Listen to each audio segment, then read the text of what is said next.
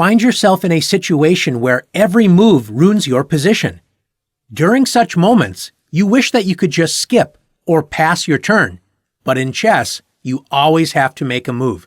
When one side has to move, and all of the moves lead to a losing position, we call that position Zugzwang.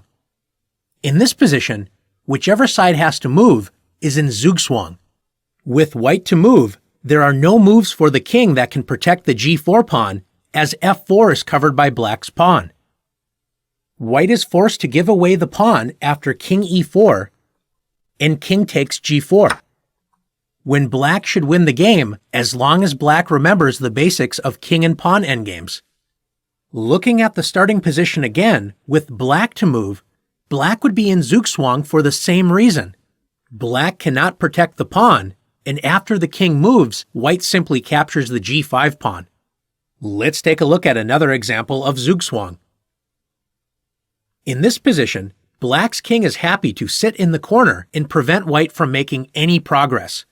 If black tries to force a passed pawn on the queen side with b5, notice that after white captures this pawn, white is only 3 squares away from promoting with check. Black's pawn, on the other hand, is 4 moves away from promoting. Black's plan is to just shuffle the king back and forth. Can you see a way white can put black into Zugzwang? If you found h7, great job. Black's king cannot move, but it is not stalemate because black does have a legal move, even if it is a very bad one. Black is forced to play b5, and after a takes b5, black loses the pawn race and with it the game after a4, b6, a3, b7, a2, b8 equals queen. Checkmate. Let's take a look at another example. Trying to win a rook versus bishop endgame can be very difficult if the defender's king is near the center of the board. In this position, white's king is stuck on the back rank, and after rook h1 check, white's only move to avoid checkmate is bishop c1. Using the idea of Zugzwang, can you find a checkmate in 2 for black? If you found any rook move on the first rank, great job. After rook g1, white's king is forced to move away from the bishop with king a1. When black delivers checkmate with rook takes c1. Let's finish this lesson by looking at perhaps the most famous Zugzwang position of all time.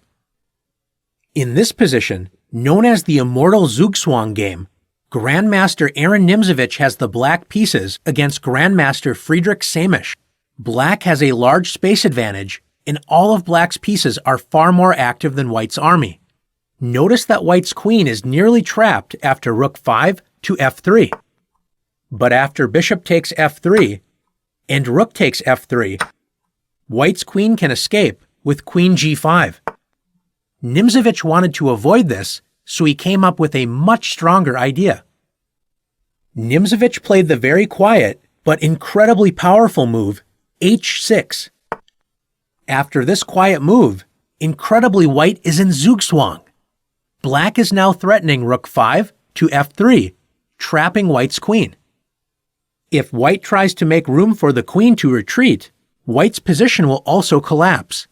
For example, if white moves the dark-squared bishop to the only safe square, c1, white's knight on b1 will be captured by the bishop. Notice that the knight on b1 and the bishop on g2 do not have any safe moves without being captured. If white moves the e1 rook, say to c1, the e2 square is no longer protected by that rook, so black can win white's queen with rook e2. If white moves the other rook to its only available square, f1, black will simply capture the rook with the bishop. Since any other move will lose white's queen after rook 5 to f3, Grandmaster Samisch resigned the game. Are you ready to run your opponent out of moves using Zugzwang? Let's see.